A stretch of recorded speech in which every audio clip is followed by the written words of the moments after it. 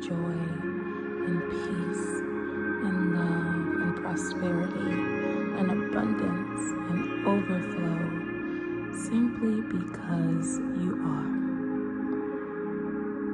You know, the Lord refers to himself as I am. One of his names, I am.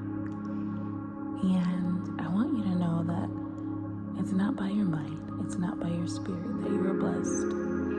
It is by God's grace. It is through loving him that we are blessed with abundance, grace, love, and overflow.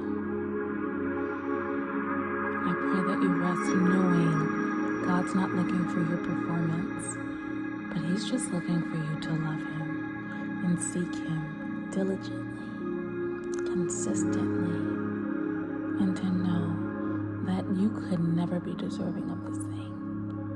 It's freely given. I know that you'll find this when the time is right. I love you.